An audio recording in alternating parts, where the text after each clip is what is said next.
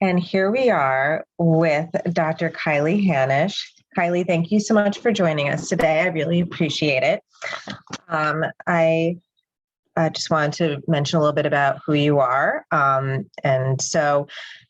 After suffering the stillbirth and loss of her first child, Norbert, Kiley co-created the Emmy-nominated film Return to Zero to break the silence and stigma around pregnancy and infant loss for parents around the world.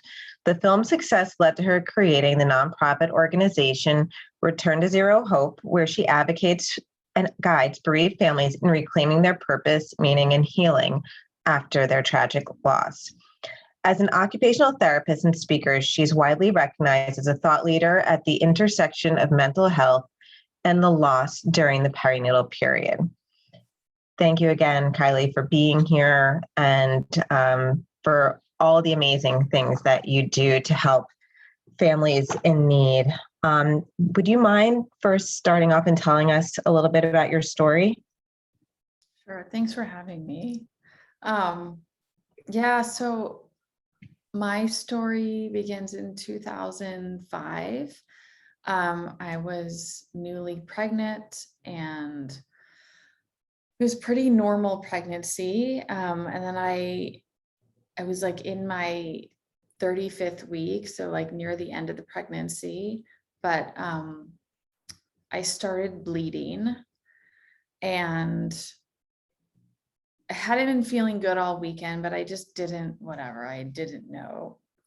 You're tired when you're pregnant. And so I started bleeding. My midwife said it was just probably I lost my mucus plug, and then I needed to go, because it was early, I needed to go to the doctor the next morning. But by then I was in labor. And so I went to the doctor's office and by myself, and I just thought I was in labor and I was going to have a baby early. And it turned out that his heart had already stopped beating at that point. And I went into shock. I didn't know, I was by myself. I didn't know what that meant really. Like, it's just not something that ever crossed my mind that this could happen. And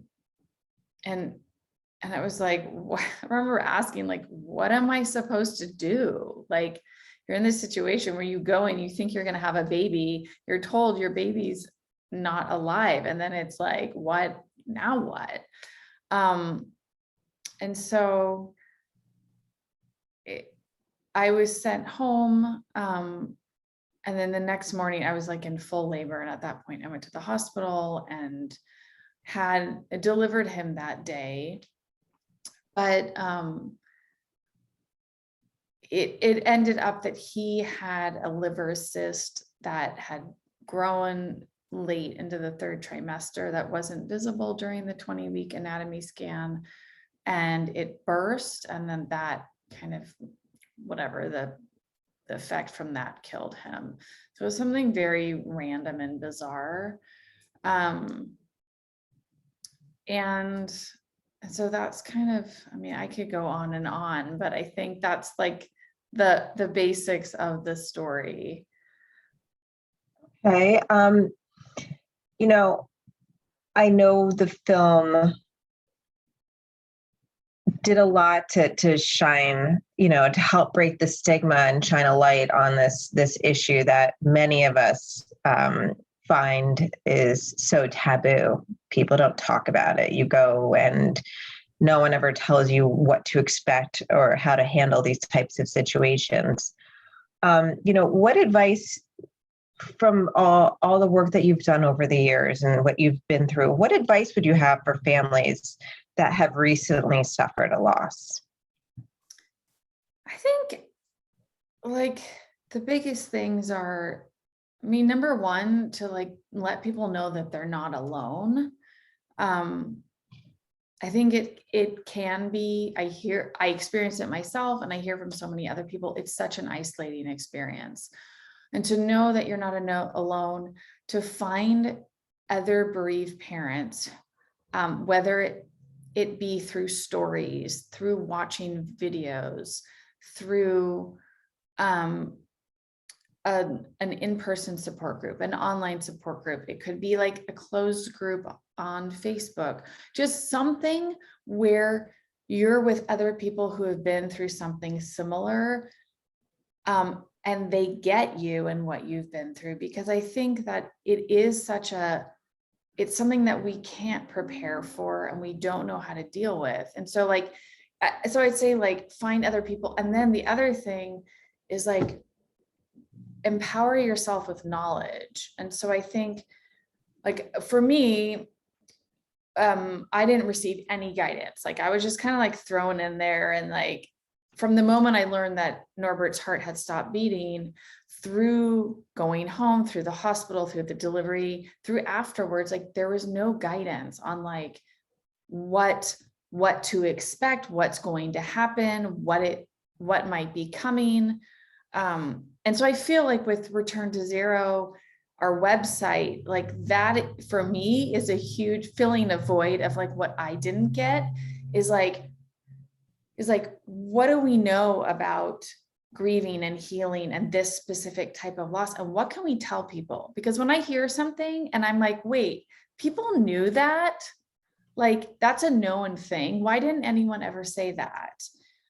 We need guidance on this journey because you can't, I mean, you can do it by yourself, but you're just going to stay in this stuck place. I mean, I did it for 9 years where I didn't talk about it. I didn't know other people. I didn't read things. And it was just like, you're just like stuck. And so I think, of course, you can't tackle everything at once. Like that's going to come in layers of like what you're going to be dealing with emotionally, and all that, but to keep reading and researching and finding out what you're needing right then, because to normalize what you're going through, to validate what you're going through is really important. Absolutely. Absolutely. And, you know, I know you've done so much in Norbert's name, but what are some ways that just to share with our viewers, what ways would you say you've memorialized him that you feel good about, that you would want to share with others? Yeah, I mean, I think we did 2 really big things, but not everyone has to do such big things. So, I mean, of course, the film is a way that we are honoring his life, and that's a very big way. And the nonprofit is like every day working with families or for families. That is a big way, but I don't think that everyone has to do something so big. Like you can do anything with intention. It can be done in honor of your child. And so it's like finding what you're passionate about, finding like where your strengths are, like where do you want to focus, and even just like, even me in my interaction over an email of comforting someone, knowing that I've been in that place, that's kind of honoring him. And so like, and being able to talk about him is honoring him, because I didn't do that for a long time. Like there was shame around it. And so now being okay with like saying his name or showing his picture to people and things that were like very private, sharing that is a way to honor and memorialize him. So, I mean, I think there's lots of things people can do, but yeah, I don't know why we were chosen to do these things. Like, I feel like it was like not necessarily something we set out to do. It was more like it chose us. Right. And that we said yes, but yeah. Do you recall the moment that you realized, that you didn't want to stay quiet anymore when you wanted to do the film? What was it that drew you to work towards breaking the silence around stillbirth? Well, I think Sean and I have different paths, right? And so like him being an artist, a filmmaker, that was his way of processing his grief. Did he always want to do that from the beginning, or did you guys No, hit I a don't think I don't know. I'm not sure. But it was quite a bit later. It was like 7, 8 years before he started working on it. And then for me, it was like I didn't want to talk about it, because it was uncomfortable, and I'm such a private person, and it felt really like it exposed me, right? And like the film is like, it's a lot of like darkness in it, like these intimate moments between two people who are really suffering. It's not something that you really want the world to see. right. And so, but I mean, for me, I do remember like getting feedback from other people in the community, just being like that they were so validated, and because we were putting out there our story, and they weren't alone, recognizing that. And so, but I remember consciously having to choose to be uncomfortable and share my story, not just in the film, but like whether, it's like we were on Entertainment Tonight or doing videos or interviews and stuff like that. And so being like, okay, I'm going to be uncomfortable because it's important, because I have this platform to share my story and not stay quiet so that other people don't feel alone, like for the greater good. Right. That there was a point, but I'm really comfortable talking about it now, but then I was not. It was like, oh my goodness, like what? It's just not in my personality.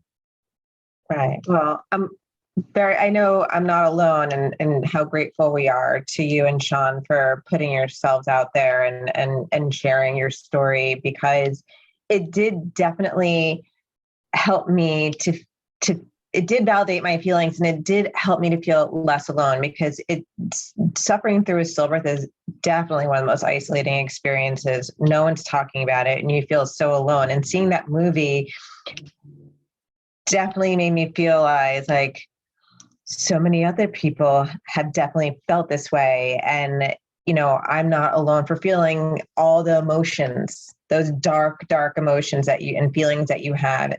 They were normal, and it made me feel less, not, don't want to say crazy, but less like unhinged than I was feeling. And so, I respect all that you've done through Return to Zero Hope and with the movie. And, I'm excited to, hopefully have opportunities to collaborate with you in the future, and, to see what else we can all do to hopefully get stillbirth recognized as the tragic maternal health issue that it is, sooner rather than later.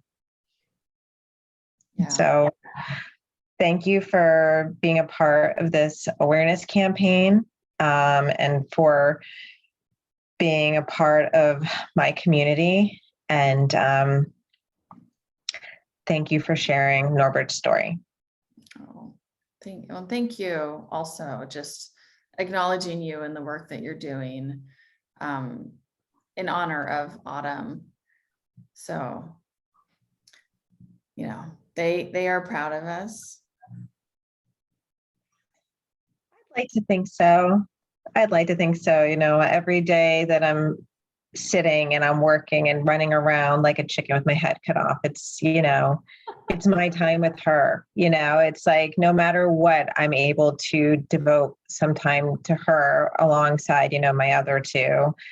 And it's not always easy, as you know, but it does help fill that, that emptiness that, still is part of, my heart since she's hasn't been here. So, but I feel good about being able to do this work, and I know that you must as well. So at least we have that. And I think also, like, in this situation where we don't have control and we feel like a loss of power, taking action, doing something can help us kind of claim some of that control and power back. And that's why people do things. I mean, what in whatever way they do it, they take action because they want to honor their child. They want to make it better for other people in the future. Like, it's something that we can do. Yeah, no, absolutely. And that's definitely why, I do what I do. I think, living through a stillbirth, having, no control over what's happened and knowing there was no way to prevent, in our situations, what had happened, it's very hard. So by, the advocacy work, I know I do, it's part of like, how I could move forward. But not everyone, has the space for that. And as you said, there's many other ways that you can honor your child. It doesn't have to be through advocacy necessarily. But I'm happy that at least we are here and we're able to help those in need. And I really appreciate you taking the time, and I hope that we have some future opportunities to work with one another sometime soon. You look great, by the way. I really love your painting. Thank you. All right. Well, I will talk to you soon, Kiley. Thanks again. Okay. Bye. Bye.